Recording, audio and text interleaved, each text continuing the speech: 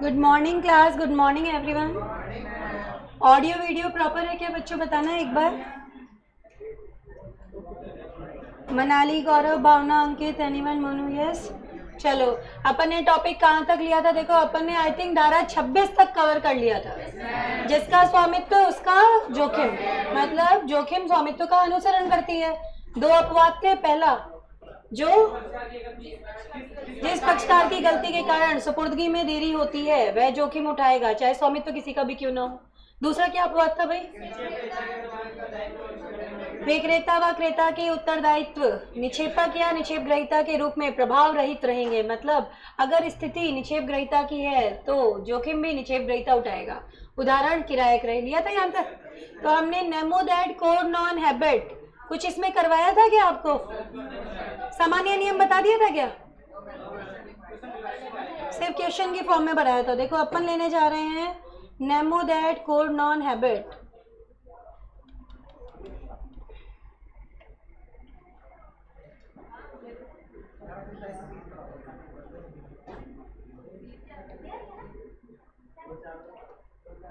Nemo दैट कोड non habit, इसका मतलब क्या होता है? देखो, धारा लिखो पहले तो। धारा है 27 से 30। इसका अर्थ लिखो, कोई भी व्यक्ति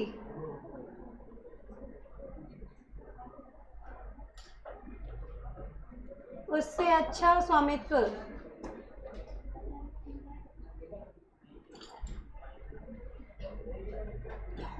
हस्तांतरित नहीं कर सकता।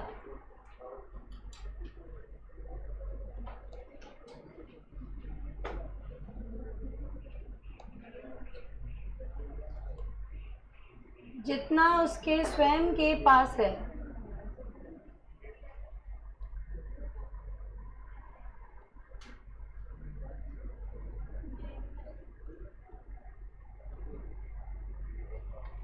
कोई भी व्यक्ति उससे अच्छा स्वामित्व हस्तांतरित नहीं कर सकता जितना उसके स्वयं के पास है। और सामान्य भाषा में बात करें तो स्वामी ही अपनी वस्तुओं का अंतरण कर सकता है। स्वामी ही अपनी वस्तु का अंतरण कर सकता है।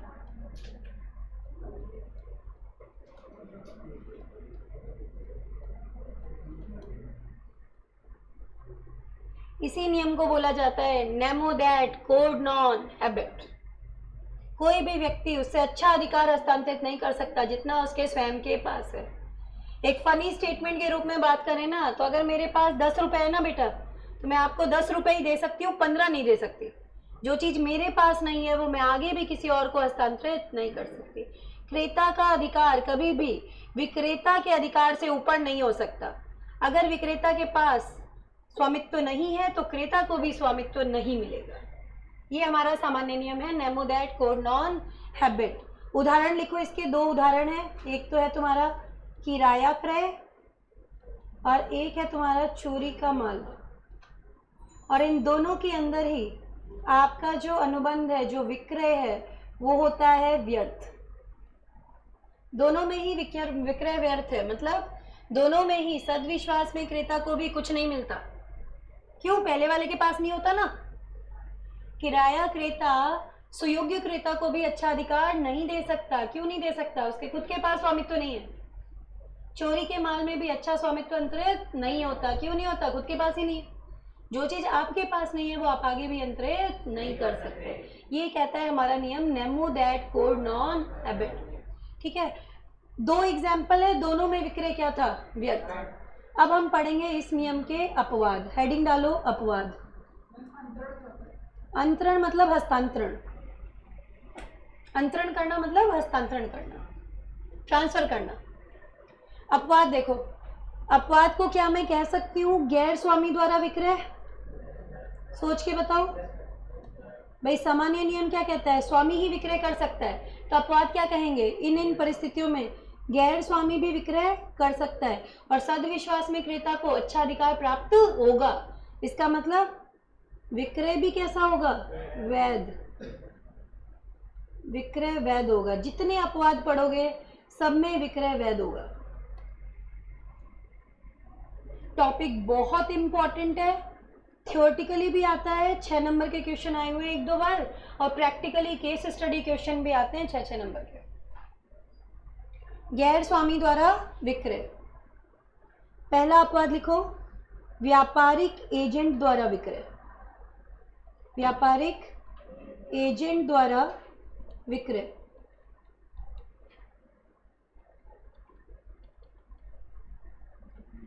आप बेटा होंडा की एजेंसी पे गए, शोरूम पे गए होंडा के, और वहां से आपने एक बाइक खरीदी, तो आपको अच्छा स्वामित्व तो मिलेगा कि नहीं मिलेगा? मिलेगा। जबकि बेचने वाला एजेंट ही तो है, उसके पास वस्तु पड़ी है किसकी सहमति से? होंडा कंपनी की सहमति से। खरीदने वाला बंदा कौन है? सदविश्वास में क्रेता। सदविश्वास में क्रेता पता है कौन होता है? जो प्रतिफल के बदले वस्तु खरीदता है, पैसे दे के वस्तु खरीदता है, और जिसे कपट की कोई जानकारी नहीं है। उसे ये नहीं पता कि वही विक्रेता के पास वस्तु को बेचने का अधिकार नहीं है। मतलब वो इनोसेंट होता है, मासूम, और उसको कौन प्रोटेक्ट करेगा? कानून प्रोटेक्ट करेगा उसको। ठीक है, तो व्यापारिक एजेंट द्वारा विक्रय वैध माना जाएगा अगर 3 बातें पूरी हो जाए। पहला, जो बेच रहा है वो एजेंट कैसा होना चाहिए? व्यापारिक एजेंट होना चाहिए। नॉर्मल एजेंट से काम नहीं चलेगा। एजेंट कैसा होना चाहिए? व्यापारिक एजेंट। दूसरा, उसके पास, एजेंट के पास जो वस्तु का कब्जा है, जो वस्तु का अधिकार है, वो किसकी सहमति से होना चाहिए? स्वामी की सहमति से।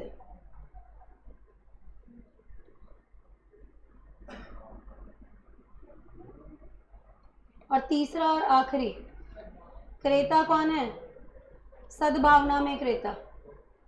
अब सद्भावना में क्रेता हर जगह आएगा। ये इस पूरे टॉपिक में जितने अपवाद है सब में जाएगा कि क्रेता कैसा है? सद्भावना में क्रेता, सुयोग्य क्रेता, सद्विश्वास में क्रेता।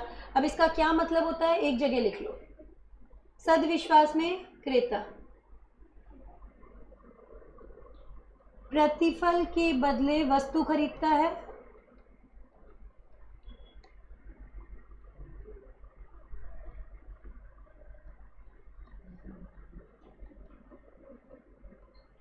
अच्छे इरादे से खरीदता है,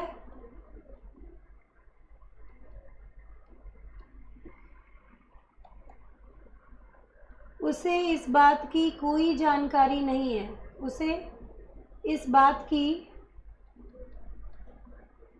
कोई जानकारी नहीं है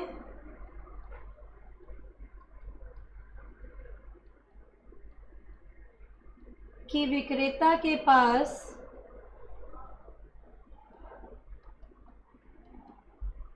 वस्तु को बेचने का अधिकार नहीं है। मासूम है भाई।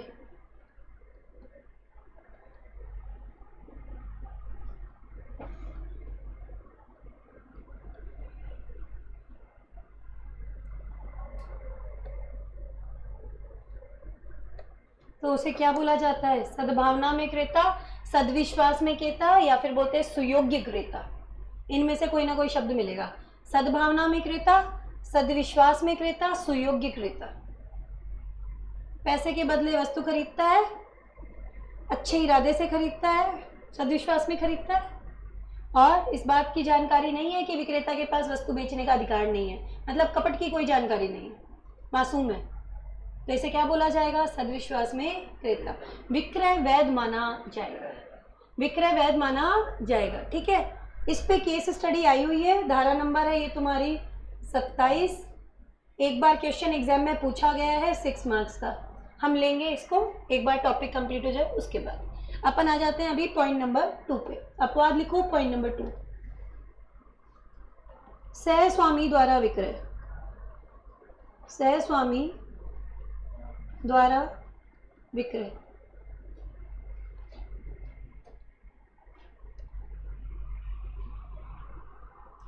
एक एग्जाम्पल से समझो चलो पहले, फिर यहाँ लेते हैं। ए बी सी 3 बंदे थे, तीनों ने मिलके एक कार खरीदी, तो तीनों कार के सहस्वामी हुए कि नहीं हुए? हो गए। तीनों की मर्जी से जो कार है ना वो सी के फार्म हाउस पर पार्क्ड थी।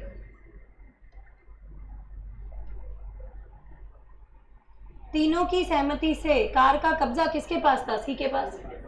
सी ने क्या किया? ये कार बेच दी सद्विश्वास में क्रेता डी को। डी को अच्छा स्वामित्व प्राप्त हो जाएगा, विक्रय वैध माना जाएगा। क्या क्या चीजें पूरी होनी चाहिए वो सुनो। सबसे पहली कंडीशन पूरी होनी चाहिए, जो बेच रहा है वो कौन है? सहस्वामी। बेचने वाला कौन है? सहस्वामी। दूसरा, उसके पास जो वस्तु का अधिकार या कब्जा है किसकी सहमति से है? अन्य सहस्वामियों की सहमति से। अन्य सहस्वामी की सहमति से उसके पास माल का कब्जा या अधिकार होना चाहिए। और खरीदने वाला बंदा कौन होना चाहिए? क्रेता कैसा? सद्भावना में क्रेता या फिर सद्विश्वास में क्रेता होना चाहिए। विक्रय क्या माना जाएगा? वैध। अब भाई बी, ए और बी के पास क्या विकल्प है ये बताओ। गलत तो हो गया ना इनके साथ? सी जो है ना उससे ये पैसे मांग लेंगे कि तूने कार बेची सपोज करो 6 लाख में, तो 2-2 लाख हमारा हिस्सा है, हमें दो। परंतु ए और बी डी से कार वापस नहीं ले सकते, विक्रय वैध है। कार तो किसकी हो गई? डी की। विक्रय वैध है मतलब कार अब किसकी हो गई? डी की। कार वापस लेना ए और बी के हाथ में नहीं। समझ आई चीज की नहीं आई? बताओ बेटा। तो ये अपना दूसरा अपवाद, सहस्वामी द्वारा विक्रय। हाँ, ये थर्ड पॉइंट, क्रेता। क्रेता सद्विश्वास में क्रेता होना चाहिए मतलब क्या है? जो बंदा डी है ना वो पैसे दे करके कार खरीद रहा है, उसे नहीं पता कि सी के पास बेचने का अधिकार नहीं है, सी ने ए और बी की सहमति ली या नहीं ली, उसे नहीं पता, मतलब डी मासूम होना चाहिए। ठीक है, अब आगे आ जाओ, डी की कोई गलती नहीं होनी चाहिए। तीसरा अपवाद आ जाओ।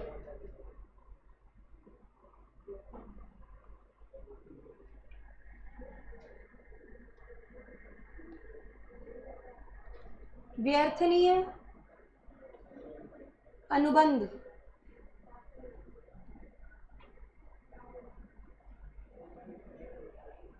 के अंतर्गत विक्रय।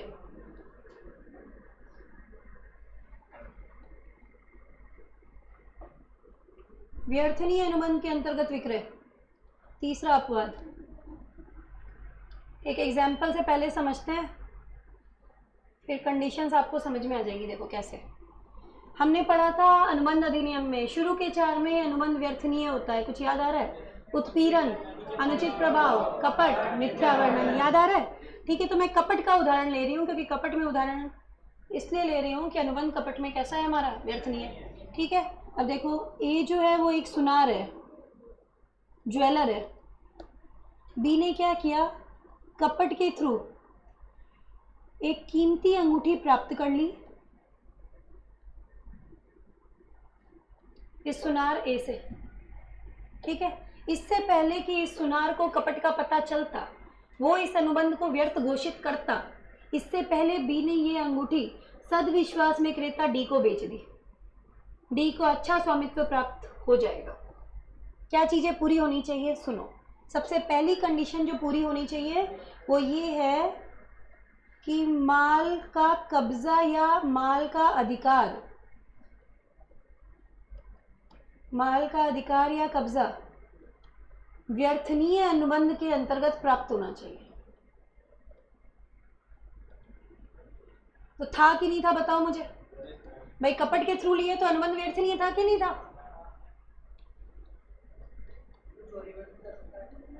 चोरी में व्यर्थनीय नहीं होता बेटा। चोरी के माल में तो सामान्य नियम लगेगा। अभी आपने उदाहरण में पढ़ा है चोरी का माल। चोरी के माल में सद्विश्वास में क्रेता को भी कुछ नहीं मिलता।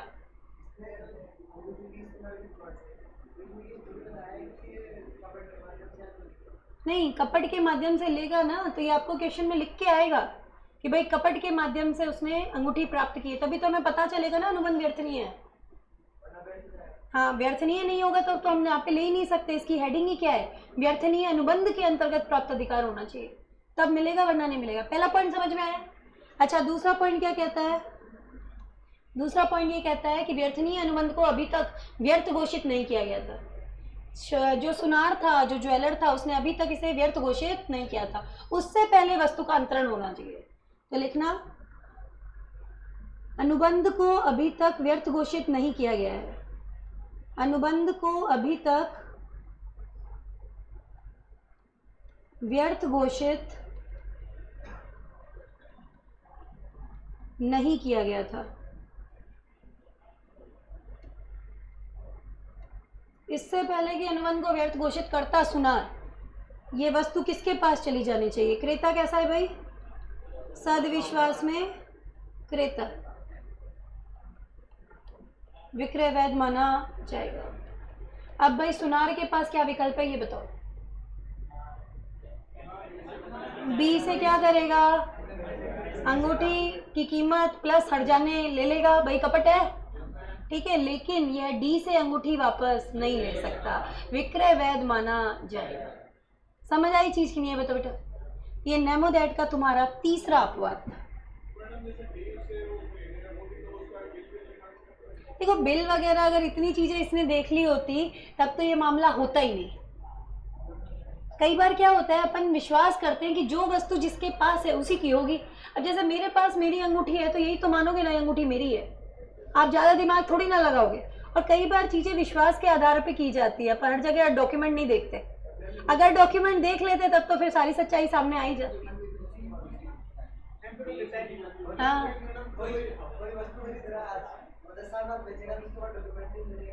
होगे भी नहीं। कई बार होता है ना, अपन इधर उधर रख करके भूल भी जाते हैं।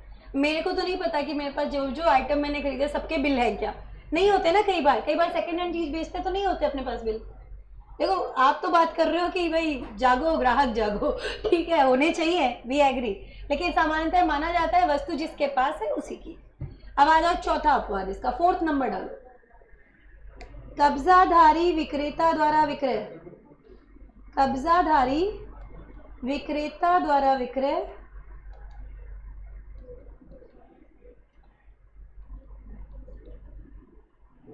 यद्यपि स्वामित्व क्रेता को अंतरित हो चुका है।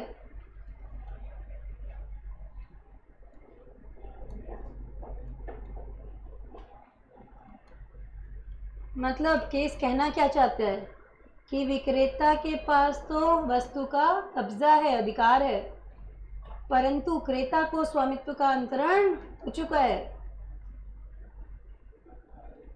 और खरीदने वाला बंदा अगर कौन है? सद्विश्वास में क्रेता, तो उसे अच्छा अधिकार प्राप्त होगा, विक्रय वैध हो जाएगा। एक एग्जाम्पल से समझते हैं अपन। अपने जयपुर में बेटा एक ट्रेडिशन है कि अपन अगर कोई नया 4 व्हीलर लेते हैं तो हम सबसे पहले उसे मोती डूंगरी मंदिर लेके जाते हैं, और हम प्रेफर करते हैं कि हम उसकी सुपुर्दगी कब लेंगे? बुधवार को लेंगे। तो ऐसा ही एक बायर है, ऐसा ही एक क्रेता है, उसने फ्राइडे को ना एक लेटेस्ट मॉडल की कार फाइनल कर दी, पेमेंट कर दिया पूरा, और क्या बोला शॉपकीपर को कि भाई इसकी सुपुर्दगी मैं जो है ना बुधवार को लूँगा। तो भाई यहाँ पर स्वामित्व तो क्रेता को अंतरित हो गया था, परंतु कब्जा अभी भी किसके पास था? विक्रेता के पास। शनिवार को एक बंदा आया सेलर के पास, विक्रेता के पास, और बोलता है लेटेस्ट होने की वजह से कार शॉर्टेज में थी, बोले मुझे ये वाली कार खरीदनी है, तुरंत पेमेंट करूँगा, तुरंत ही लेके जाऊँगा, मैं इन चीज़ों में विश्वास नहीं करता, मुझे तो तुरंत चाहिए। अब अगर विक्रेता बेटा उसको मना करेगा तो एक कस्टमर खो देगा। उसको पता है कि मार्केट में बहुत ज़्यादा मारामारी बची हुई है, तो होगा क्या कि मैं मना करूंगा तो ये कहीं और से जाके खरीद लेगा। अब ये क्या सोच करके उसको ये कार दे देगा, ये सोच करके कि इसको तो देनी है बुधवार को, सोमवार को कंसाइनमेंट आ रहा है, सेम टू सेम पीस आएगा, उसको दे दूंगा बुधवार को, तो यहाँ भी डिफॉल्टर नहीं बनूंगा और यहाँ पे भी अपना फायदा है। तो इसने क्या किया, इसने ये कार बेच दी। बेचने वाला कौन है? विक्रेता। खरीदने वाला कौन है? पैसे देके चीज खरीद रहा है, सदविश्वास में क्रेता। उसको नहीं पता कि भाई विक्रेता ने ऐसा कोई काम कर रखा है, ऐसे कांड कर रखे, भाई जैकपॉट इसी के नाम का निकलना था। ठीक है, अब क्या हुआ कि भाई अगर मान लो इन केस वो सोमवार को कंसाइनमेंट आया नहीं, अब भाई साहब के पास देने के लिए गाड़ी नहीं है बुधवार को, अब ये बंदा गया फंस। तो अब जो वो बंदा था ना पहले वाला, जिसने कहा था बुधवार को कार की सुपुर्दगी लूंगा, उसके पास क्या उपचार है ये बताओ भाई? हट जाने के रूप में ले लो विक्रेता से, परंतु क्या कार वापस ले सकता है क्या सदविश्वास में क्रेता से? नहीं ले पाएगा, कार तो उसकी हो गई। क्यों? क्योंकि विक्रय वैध है, विक्रय वैध है। समझ आई चीज की नहीं आई? बताओ बेटा, ये था हमारा पॉइंट नंबर 4। अब पॉइंट नंबर जो 5 पढ़ेंगे ना, वो इसका जस्ट उल्टा। अभी क्या लिखा था? कब्जाधारी विक्रेता, अब इसको कर दूंगी कब्जाधारी क्रेता। पॉइंट नंबर 5, कब्जाधारी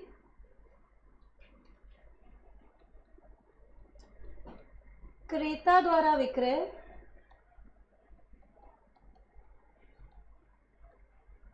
यद्यपि स्वामित्व विक्रेता का है। देखो ऐसा यूजुअली कब होता है वो कंडीशन बताती, देखो लिख लेना यहाँ पे क्रेता के पास तो क्या है? सिर्फ कब्जा, जबकि स्वामित्व किसका है? यहाँ पे विक्रेता का। और ऐसा होता कब है यूजुअली? ए ने बी को माल दिया, उधारी पर बेचा। अब उधारी पर माल बेचता है अगर विक्रेता, तो भाई वस्तु का कब्जा तो क्रेता के पास चला जाता है, परंतु स्वामित्व अभी भी किसका है? विक्रेता का, क्यों? पैसे तो मिले नहीं उसको। समझ आ रही चीज? तो यहाँ पर बी के पास जो है ना माल का कब्जा तो आ जाता है, अधिकार आ जाता है, परंतु स्वामित्व अभी भी किसका है? विक्रेता का। अब ये क्या करेगा? बी जो है ये वस्तु बेच देता है सी को, और सी कौन है हमारा? सदविश्वास में क्रेता, विक्रय वैध माना जाएगा। ए के पास क्या विकल्प है? बी से ले लो, हट जाने ले लो, कीमत ले लो वस्तु की, ठीक है, परंतु सी से वस्तु वापस नहीं मिलने वाली। विक्रय वैध है, विक्रय वैध है। नेमो दैट का अपवाद समझ में आया क्या? 5th वाला बिल्कुल 4th का उल्टा है और कुछ नहीं है। अब आएगा तुम्हारा नेक्स्ट पॉइंट,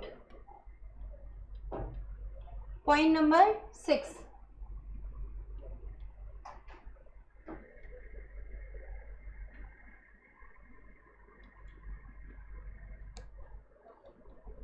गत्यावरोध या विबंधन भी बोलते हैं, गत्यावरोध या फिर विबंधन द्वारा विक्रय।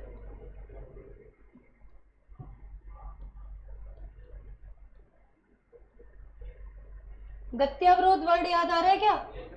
अपनी ही कही हुई बात से मुकर नहीं सकते, मुकरोगे तो कानून तुम्हें रोकेगा। गत्यावरोध। विबंधन, विबंधन भी यही कहता है कि विगत काल में कही गई बात आप पर बाध्यकारी है, आप उससे मुकर नहीं सकते, मुकरोगे तो कानून आपको रोकेगा।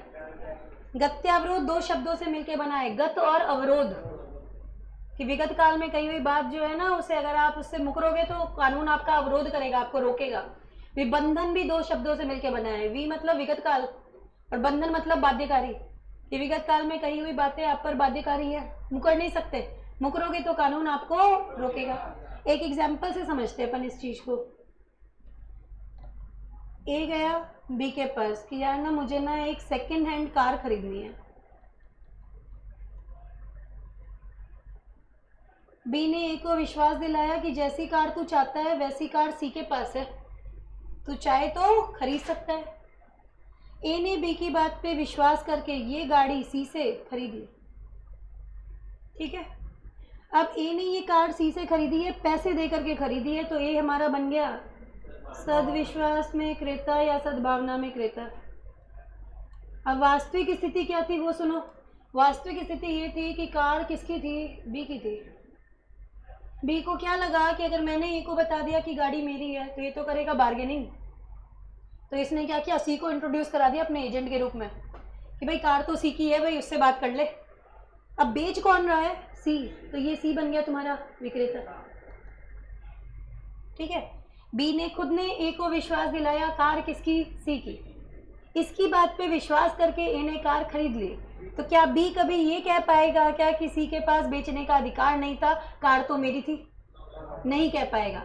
गत्यावरोध द्वारा विक्रय वैध माना जाएगा, ए को उचित स्वामित्व प्राप्त होगा। समझ आई चीज?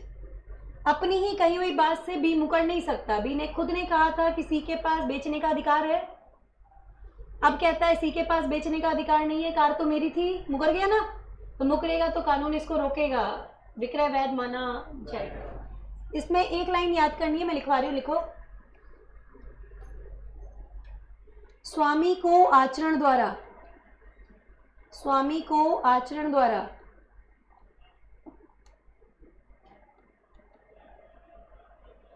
विक्रेता के बेचने के अधिकार की मनाही से रोका जाएगा।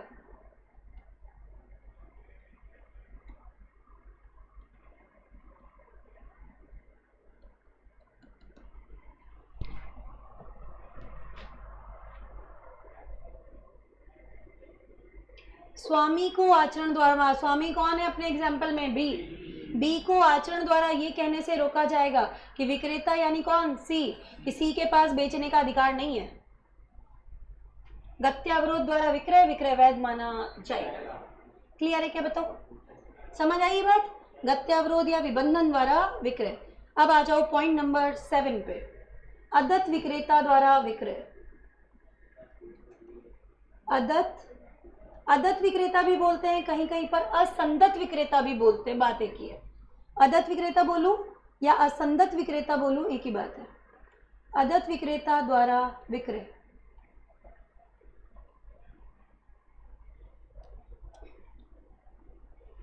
नाम से ही पता चल रहा है, ऐसा विक्रेता जिसे अपने माल के बदले मूल्य का भुगतान प्राप्त नहीं हुआ है, उसे अदत्त या असंदत विक्रेता बोला जाएगा। या फिर इसको चेक वगैरह दिया गया है और वो चेक क्या हो गया? बाउंस हो गया, अनादृत हो गया, अप्रतिष्ठित हो गया, तो बोला जाएगा विक्रेता कैसा है आपका? अदत्त विक्रेता। अदत्त विक्रेता। अदत्त विक्रेता हमारी यूनिट 4 है, पूरी की पूरी यूनिट है हमारी इस पे। तो अदत्त विक्रेता के पास बेटा कई अधिकार होते हैं। जैसे एक अधिकार होता है उसके पास ग्रहणाधिकार, डिटेल में कहाँ पढ़ेंगे? यूनिट 4 में। एक होता है माल को मार्ग में रोकने का अधिकार या माल को रास्ते में रोकने का अधिकार।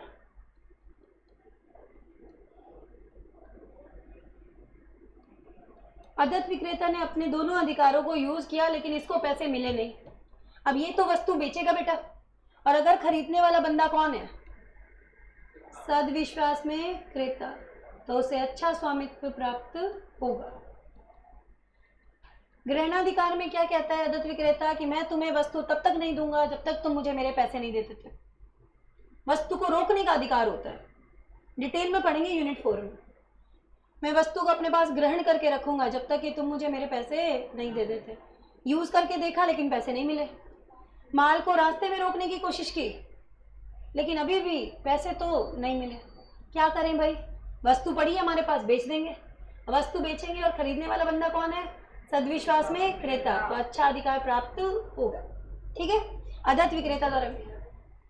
किसी और को ही बेच रहे बेटा, सद्विश्वास में क्रेता कोई किसी और को बेच रहा है, बिल्कुल। अब उससे पैसे लेंगे, वो पैसे दे के ही खरीद रहा है, तभी सद्विश्वास में क्रेता है, क्योंकि ये प्रतिफल के बदले वस्तु को खरीदता है, तभी सद्विश्वास में क्रेता बनता है। ठीक है।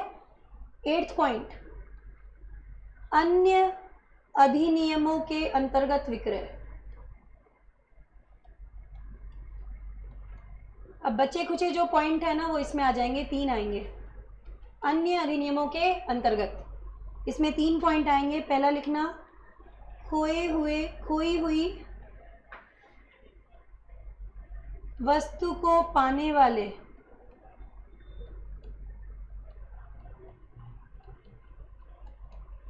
व्यक्ति द्वारा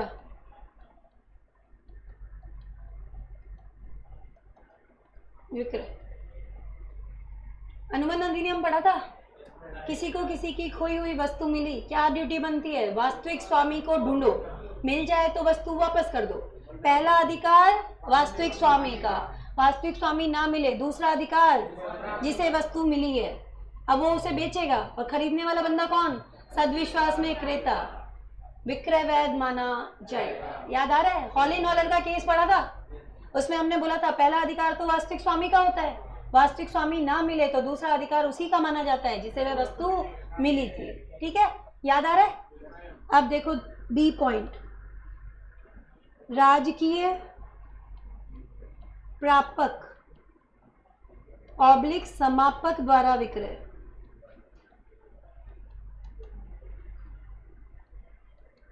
जब एक बंदा हो जाता है दिवालिया, न्यायालय का अधिकारी नियुक्त होता था जिसको हम बोलते थे राजकीय प्रापक, और अगर कंपनी दिवालिया होती है तो क्या वर्ड यूज करते हैं? समापक। अब ये तो भाई किसका अधिकारी है? न्यायालय का। ये क्या करेगा? दिवालिया की संपत्ति को बेचेगा और उसके दायित्वों का भुगतान करेगा। भाई संपत्ति है कम, दायित्व है ज्यादा। अब ये न्यायालय का अधिकारी क्या करता है कि भाई उसकी संपत्ति को बेचेगा, और जो खरीद रहा है वो बंदा कौन है? सद्विश्वास में क्रेता, विक्रय वैध माना जाएगा। भाई न्यायालय का अधिकारी बेच रहा है, खरीदने वाला सद्विश्वास में क्रेता पैसे देके खरीद रहा है, विक्रय तो वैध होगा कि नहीं होगा? बताओ, विक्रय वैध माना जाएगा। इसका आखिरी पॉइंट तीसरा, गिरवी ग्रहिता द्वारा विक्रय।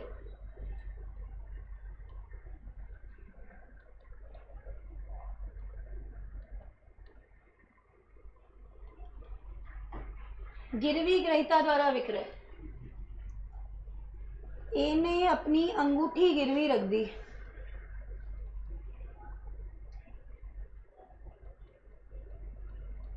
किसके पास? बी के पास। ये गिरवी करता हो गया और ये हो गया गिरवी ग्रहिता। और अंगूठी गिरवी रख करके सपोज करो उसने 50,000 रुपए जो है ना वो उधार लिए थे। अब ये तो हमारा पेमेंट नहीं कर पा रहा, पेमेंट नहीं कर पाएगा तो बी इस अंगूठी को बेचेगा कि नहीं बेचेगा? बताओ, बेचेगा। और खरीदने वाला बंदा कौन है?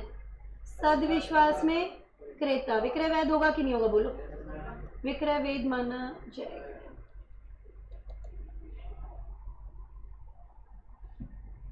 गिरवी ग्रहिता द्वारा विक्रय।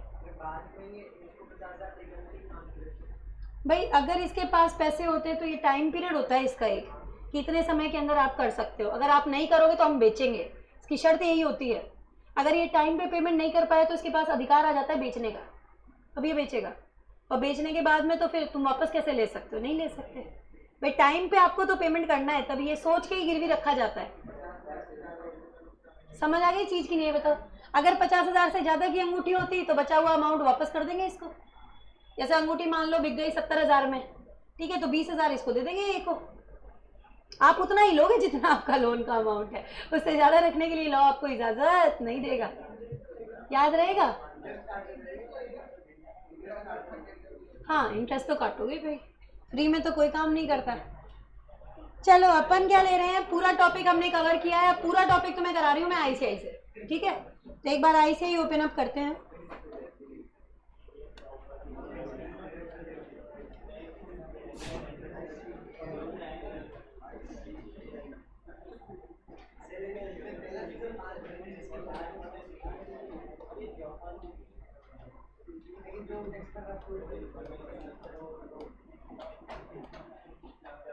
मेन जो हेडिंग आ रही है ना वो पेज नंबर देखो 2.141, इसमें आ रहा है आपका स्वामित्व के अधिकार का हस्तांतरण, ये टॉपिक का नाम दिया हुआ है।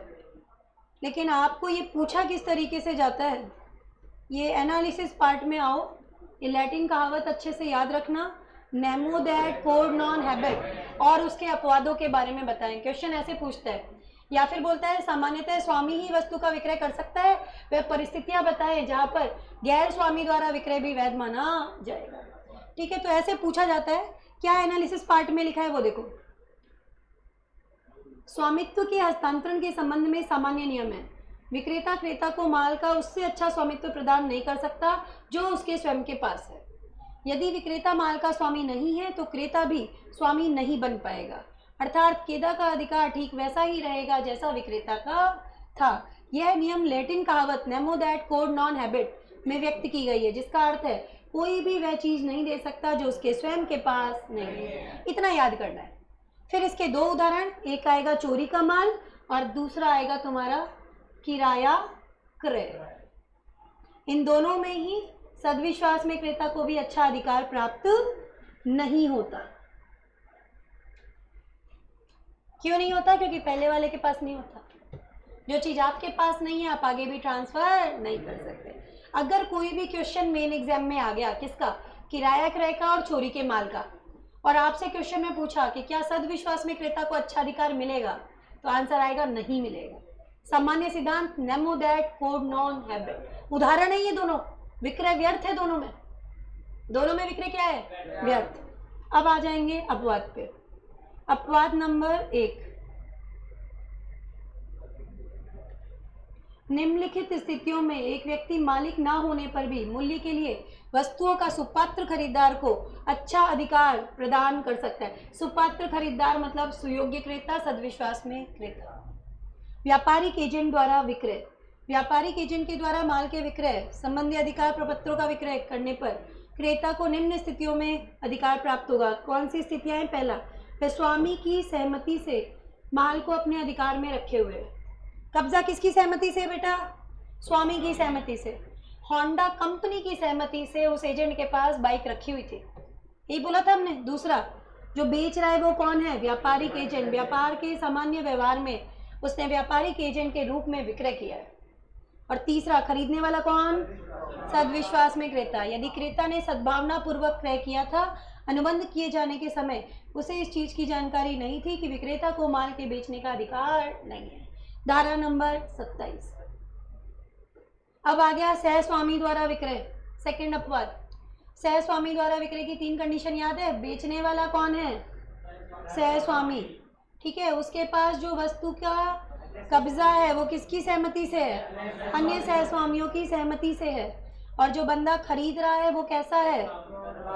सद्भाव में क्रेता है ना, तो विक्रय वैध माना जाएगा। एग्जाम्पल पढ़ के देखो, मैंने तुम्हें कार का एग्जाम्पल दिया था, यहाँ टीवी और वीसीआर का दिया है। 3 चीजें दिमाग में रखना, बेचने वाला सहस्वामी, कब्जा अन्य सहस्वामियों की सहमति से, खरीदने वाला कौन? सद्विश्वास में क्रेता, विक्रय वैध होगा।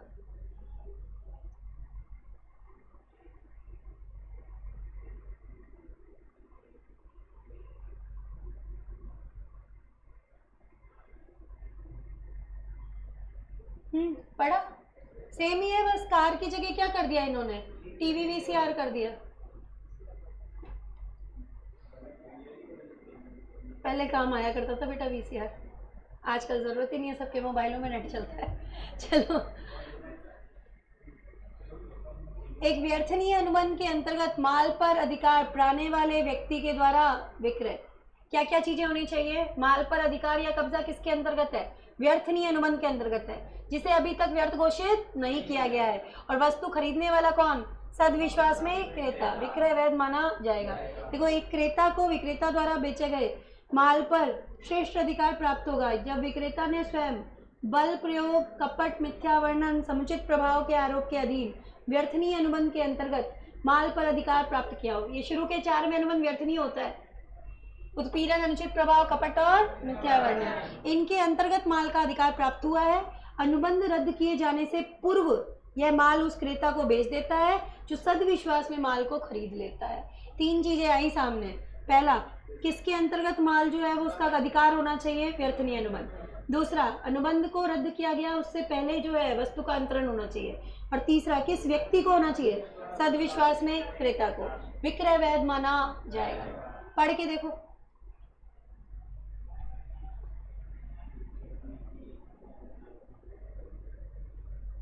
अच्छा, सोने की अंगूठी बस हीरे की अंगूठी बन गई है, बाकी तो सेम है। इतनी जल्दी मॉडिफिकेशन, अप्रिशिएशन हो गया वैल्यू का।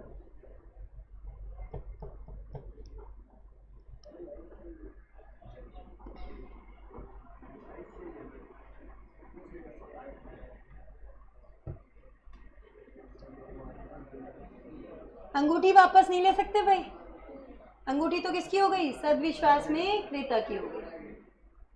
नेक्स्ट देखो, ऐसे व्यक्ति द्वारा विक्रय जो पहले ही वस्तु को बेच चुका है, ऐसे व्यक्ति द्वारा विक्रय जो पहले ही माल को बेच चुका है लेकिन कब्जा अभी भी उसके पास चल रहा है। कब्जाधारी विक्रेता, स्वामित्व का अंतरण क्रेता को हो चुका है। मोती डूंगरी वाला एग्जांपल लिया था ना, एक विक्रेता के पास कब्जा था लेकिन स्वामित्व का अंतरण क्रेता को हो चुका था। क्या लिखा है देखो, यदि व्यक्ति माल बेच चुका है लेकिन यदि माल का या फिर स्वामित्व के प्रपत्रों का कब्जा अभी भी उसके पास है, विक्रेता ने माल तो बेच दिया लेकिन माल अभी भी उसके पास पड़ा हुआ है या फिर स्वामित्व के कागजात पड़े हुए हैं, इसके आधार पर ये माल बेच देगा किसको, तृतीय पक्षकार। और वो कैसे खरीद रहा है, सद्भावना में, विक्रय वैध माना जाएगा। ठीक है, तथा पूर्व विक्रय की उसको जानकारी भी नहीं है तो उसे माल पर शेष अधिकार मिल जाएगा। एग्जाम्पल पढ़ना, आईपीएल का आईसीएल कर दिया।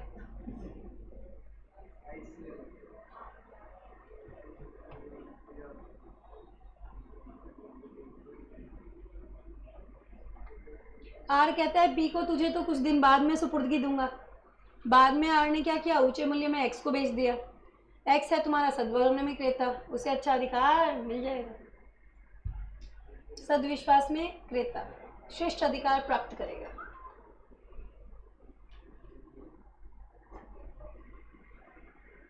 नेक्स्ट देखना बेटा, पॉइंट नंबर 5। इस बार देखो, कब्जाधारी क्रेता द्वारा विक्रय होगा जबकि स्वामित्व किसका है, विक्रेता का। ठीक है, तो सेम चीज लिख के आनी है कि क्रेता विक्रेता की सहमति के साथ माल का स्वामित्व हस्तांतरण होने से पूर्व ही माल का कब्जा प्राप्त कर लेता है। जैसे उधारी पर माल बेचा, कब्जा तो आ गया। ठीक है, अब माल को एक तृतीय पक्षकार को बेच रहा है और तृतीय पक्षकार खरीद भी किसमें रहा है, सद्भावना में, उसे श्रेष्ठ अधिकार मिल जाएगा। अच्छा, अब तुम्हारा थोड़ा सा टेस्ट में क्या है देखो, सुनो, ये क्वेश्चन तुम्हारे एग्जाम में आ गया। कहाँ तक का बताऊं, यहाँ तक का पढ़ लो।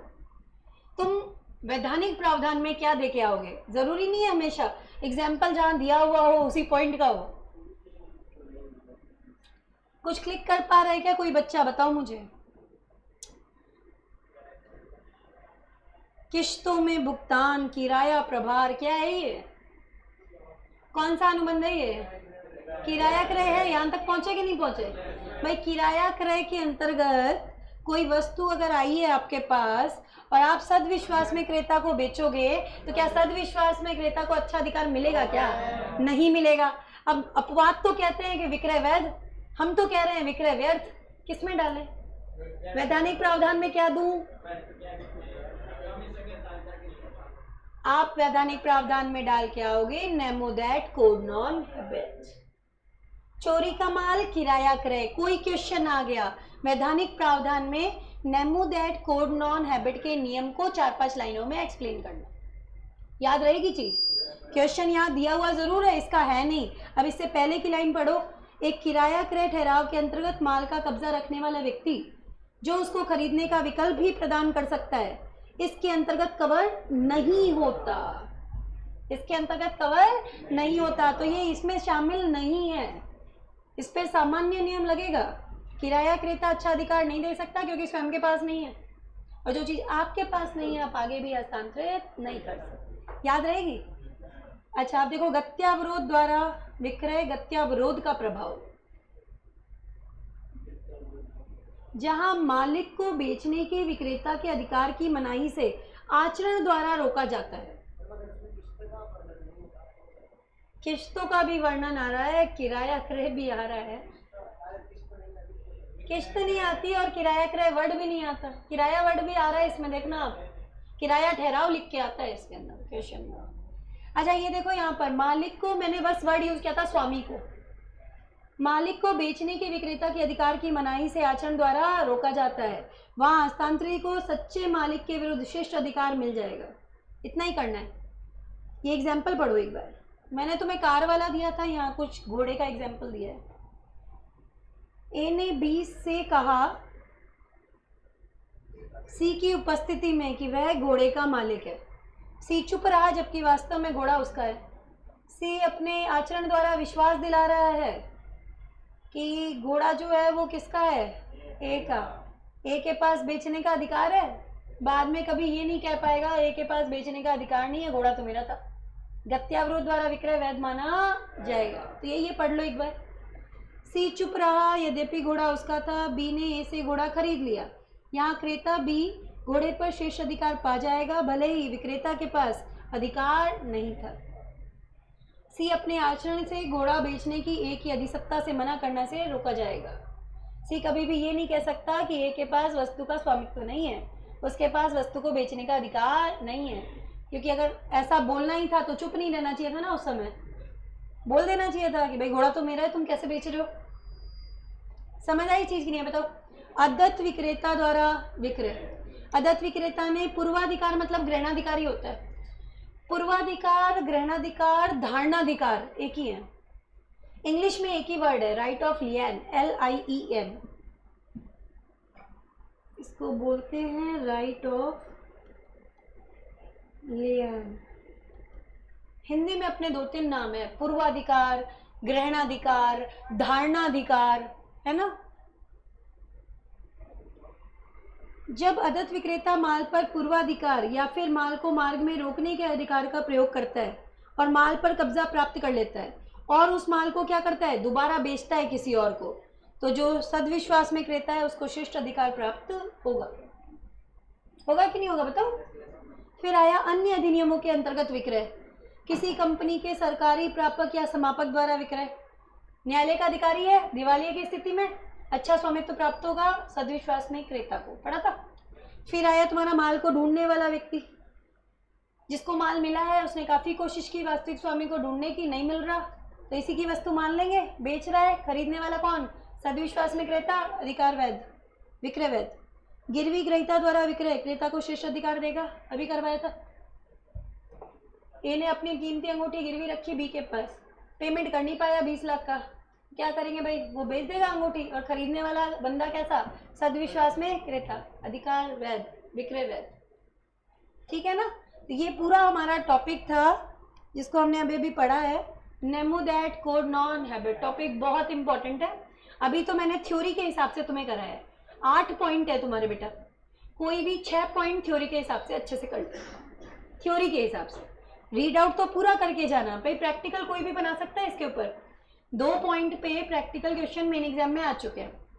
अपनी कल की क्लास होगी ना तो मुझे याद दिलाना कि मैम इसकी एक केस स्टडी करवा दो। नेमो दैट की केस स्टडी करेंगे न्यू वाली बुक से, अपनी बुक में तो नहीं है, यहाँ पे नई वाली बुक में है, लेकिन तो न्यू वाली बुक से 1-2 क्वेश्चन कर लेंगे, समझ में आए हुए होंगे तो अगर कल को एग्जाम में आए तो अपन कर पाएंगे। ठीक है ना। फिर इसके बाद में आगे का टॉपिक लेंगे कल।